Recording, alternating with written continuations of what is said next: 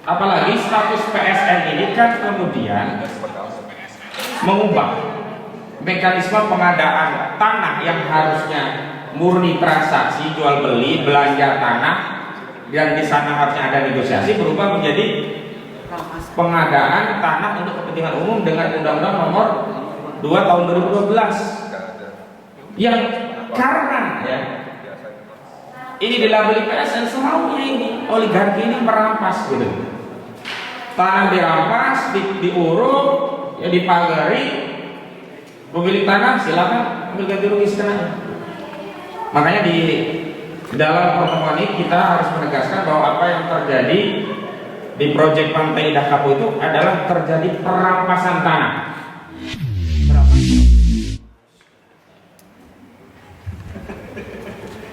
Bismillahirrahmanirrahim. Assalamualaikum warahmatullahi wabarakatuh.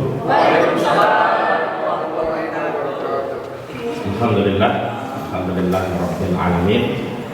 Nahmaduhu wa nasta'inuhu wa nastaghfiruh wa na'udzu billahi min shururi anfusina wa min sayyiati a'malina.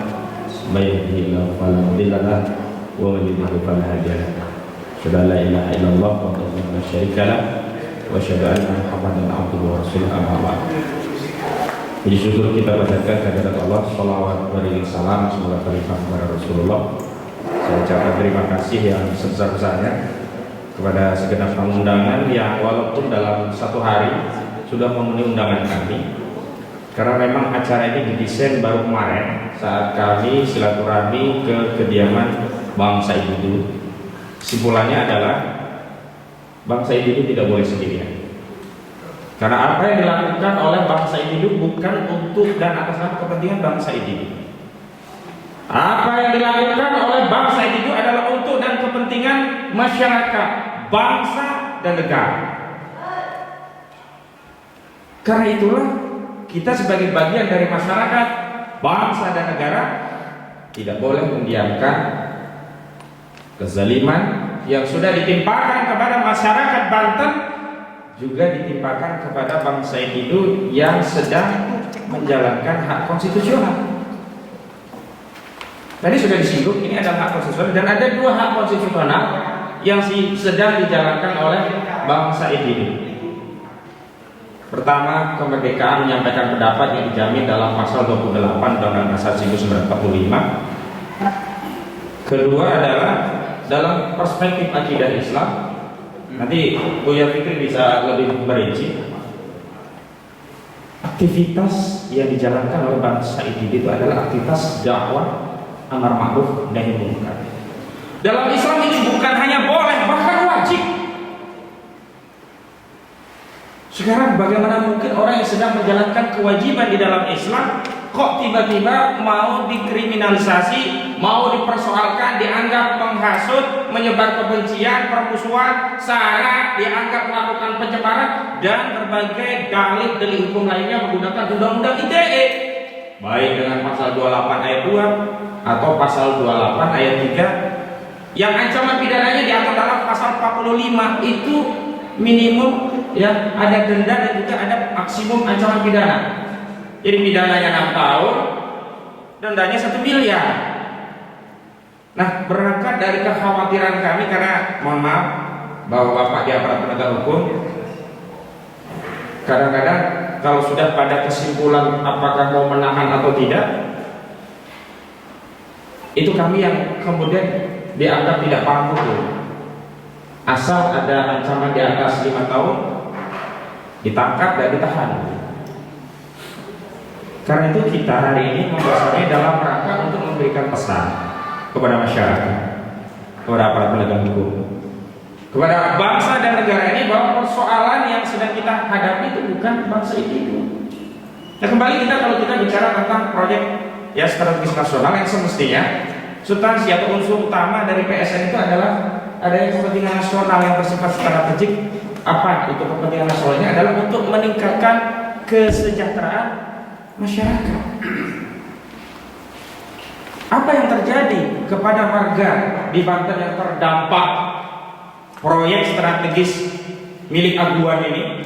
Kenapa saya sebut milik Aguan? Karena Pantai Indah Kapuk 2 itu Pemegang sahamnya ada dua, salah satunya Aguan atau Sugianto Kusuma, dan yang satu adalah Antoni Salim.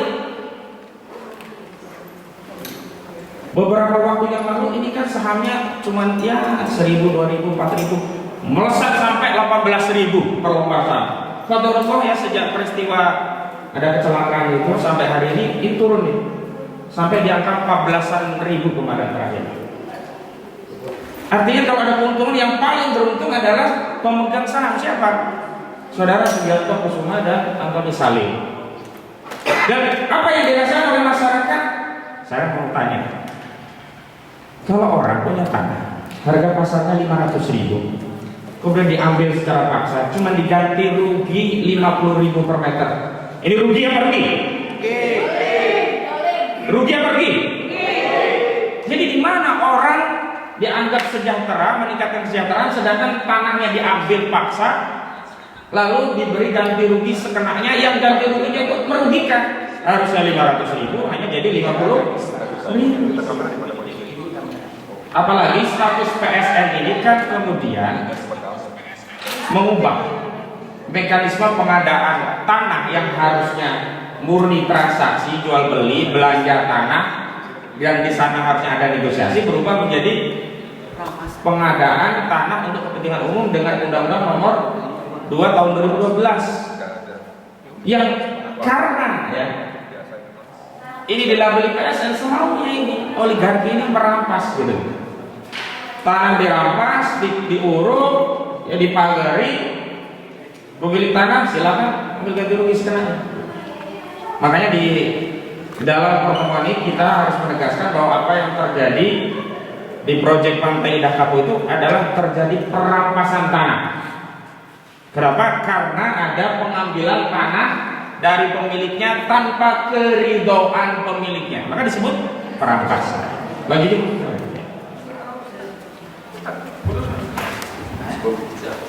Selanjutnya saya ingin menegaskan bahwa selama ini kan kita diadu domba antara kita dengan bapak-bapak polisi, antara kita dengan sesama elemen masyarakat, antara kita dengan sesama aktivis gitu. Tapi dalam kasus ini kita harus buka form baru, di mana apa, dalam konteks ya kasus Pantai Indah Kapuk 2 ini kita tidak melihat siapa yang melakukan pengerukan, truk itu milik siapa, keuntungan siapa, tapi kita bicara tentang proyek itu akhirnya ditangani oleh siapa dan siapa yang diuntungkan oleh proyek itu. Makanya kemarin waktu dari Bang Said itu kita sepakat ini menuju mengarah kepada saudara Aguan Sugianto Kusuma, karena dia yang paling diuntungkan. Dan saya meyakini pelaporan dari Abdesi itu bukan kepentingan si lurah ini gitu. Apa kepentingannya lurah? Harusnya lurah itu membela rakyatnya yang tanahnya diambil paksa, diganti rugi semaunya, bukan malah melindungi oligarki properti dengan membuat laporan kepada polisi yang sebenarnya nggak ada kaitannya dengan kepentingan si lurah tadi gitu, kepala desa tadi gitu. Jadi saya terus terang, saya pribadi membuka form baru terhadap saudara Aguan, karena sebenarnya akar dari masalah ini adalah saudara Aguan yang punya proyek itu. Dia yang paling diuntungkan, sementara kita diadu domba. Negara dirusak oleh saudara Aguan dengan proyek-proyek yang dia lakukan dengan meminjam kekuasaan negara untuk menguntungkan proyek dan bisnisnya. Makanya kemarin ketika ada somasi-somasi receh ya dari samping itu, saya nggak tangkap, urusan saya nggak sama receh-receh begitu. Urusan saya langsung dengan saudara Aguan. Dan dia juga punya urusan lain dengan saya di perkara yang lain begitu. Nah, selanjutnya saya ingin tegaskan begini, karena ini Bang Saididul sudah diproses, maka kita mau menegaskan kepada publik, kepada rakyat, kepada bangsa dan negara, juga kepada penguasa. Mohon maaf, saya tegaskan ya, urusan ini bukan dengan Bang Saididul lagi. Urusan kezaliman ini yang merampas hak tanah rakyat Muslim Banten ini adalah urusan kami, urusan seluruh rakyat, urusan segala bangsa dan negara Republik Indonesia. Tapi apalagi kami sebagai orang Muslim. Jadi yang terjadi di sana itu, mohon maaf, bukan sekedar perampasan tanah, tidak. Bahkan perampasan sejarah, perampasan perampasan spiritual, perampasan hak kita sebagai umat muslim untuk bisa menjalankan aktivitas ibadah kita. Coba bayangkan, kampung-kampung nanti hilang, gak ada surau, gak ada masjid, berubah menjadi perumahan elit. Pernahkah kita akan mendengar ada sholawatan di perumahan-perumahan yang elit itu? Atau setidaknya gema azan, apalagi sholat berjamaah, apalagi maulidan di sana? Gak ada. Jadi esensinya ini juga memberangus syiar dakwah Islam yang kerugian ini tidak bisa diganti dengan natural uang dengan jumlah apapun, apalagi dengan kompensasi dalam bentuk lainnya. Tapi makanya saya mengimbau kepada para ulama, para alim, ini mohon maaf bukan urusan aktivis saja, bukan urusan seorang Muhammad Said Didu. Tidak. Ini urusan kita umat Islam, ini mengganggu akidah kita.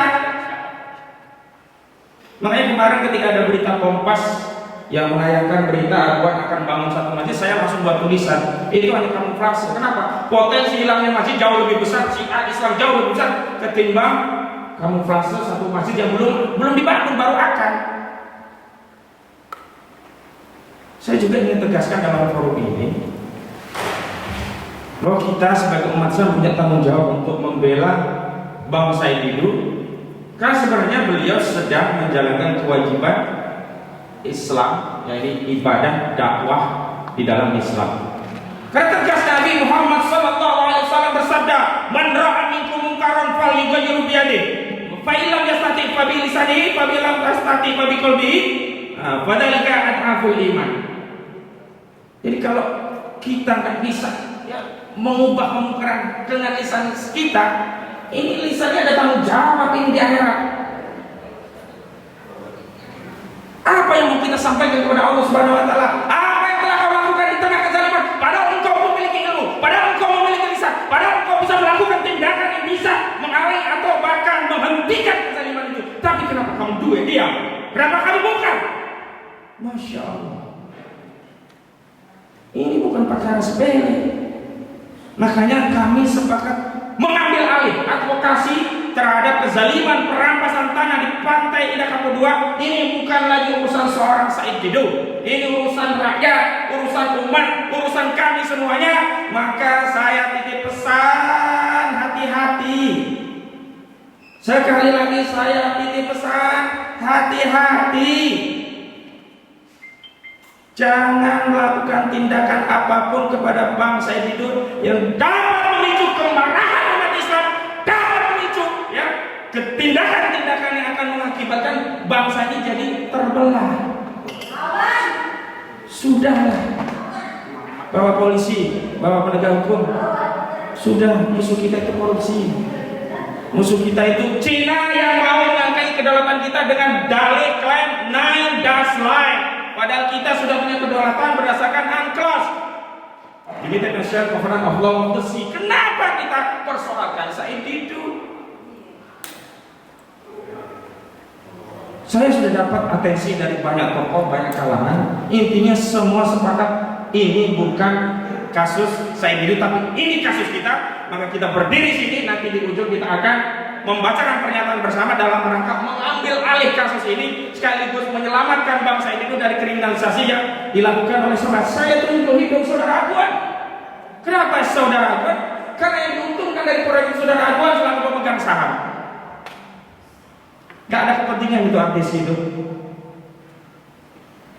Dan saya ingatkan kepada para pejabat, Anda itu digaji oleh rakyat, bukan oleh Aguan. Maka Anda tegakkan amanah sesuai amanah jabatan, karena kita semua kelak akan kembali kepada Allah, dan saat kita kembali kepada Allah, argumentasi bahwa yang kalian lakukan itu atas perintah Aguan tidak berlaku di hadapan Allah Subhanahu wa ta'ala. Terima kasih. Hari ini hadir banyak sekali. Ada Bang Bucu Prowontoro, beliau ini ketua advokat yang juga mengadvokasi. Kemarin kami sudah bertemu dengan beliau. Terima kasih Bang Bucu atas kehadirannya. Ada Buya Fikri Bareno, beliau juga kita tunggu nasihat-nasihat agamanya tentang bagaimana mengadvokasi, dan ini merupakan tugas ulama. Inna ma yasalluha min ibadihi ulama. Semua yang paling takut di antara hamba adalah ulama, dan ulama harusnya terdepan dakwah amar ma'ruf nahi munkar, karena tidak ada yang ditakuti oleh ulama kecuali Allah Subhanahu wa ta'ala. sudah nggak ada Subhanallah di tengah-tengah kita, Bang Haji Mulyadi. Kita tidak bisa meragukan beliau. Kalau kita masih bisa dipertanyakan karena belum mendapati resiko menjadi pejuang. Kalau beliau sudah nyantri berapa? 7 bulan, Mas. 7,5 bulan gitu. Tapi kita tidak berharap kita menghadapi seperti beliau. Mudah-mudahan kita semuanya dilindungi oleh Allah Subhanahu wa taala. Saya ingin tegaskan satu hal. Tidak ada yang bisa mencelakakan kita siapapun dan dari makhluk apapun tanpa izin dari Allah Subhanahu wa taala. Jadi kalau di lahul mahfuz kita dicatat kita selamat, tidak ada yang bisa mengganggu, jangan ngarang takdir sendiri. Kalau saya berjuang nanti ditangkap polisi, kalau berjuang nanti usaha saya macet, kalau berjuang, jangan ngarang takdir sendiri. Allah yang akan menyelamatkan kita, Allah sebaik-baik penolong kita, jangan pernah takut pada makhluk. Ya ada juga Ustaz Gajah yang nanti membara ini ya kalau keras ini. Pokoknya di sini membara semua lah. Ada Anwar Hilali, ada yang lainnya saya sebutkan. Dan juga ada Bang Aziz Jamal, advokat persaudaraan Islam yang kita tanpa perlu saya menceritakan kiprah beliau pun kita semua sudah tahu bagaimana beliau. Dan di ujung tentu saja ada Bang Refli Harun yang ini juga di live-kan melalui Refli Harun Channel. Terima kasih Bang atas kesediaannya untuk berilai atau menyiarkan langsung. Karena memang saya yang bermohon-mohon ini, saya kasih tahu bocoran aja. Saya yang bermohon-mohon, mudah-mudahan Refli Harun bisa ikut menyiarkan acara ini dan alhamdulillah. Mudah-mudahan juga menjadi pahala jariah karena jangkauan dakwahnya lebih luas sehingga banyak umat rakyat yang tercerahkan dan mudah-mudahan ini menjadi bekal agar hari Selasa tanggal 17 November 2024 Bang Said itu hanya diperiksa tapi boleh pulang. Jadi silakan saja kalau diperiksa tapi tetap harus pulang. Demikian pengantar dari saya. Kalau lebih maaf bila taufik wal hidayah wa minkum. Assalamualaikum warahmatullahi wabarakatuh. Waalaikumsalam.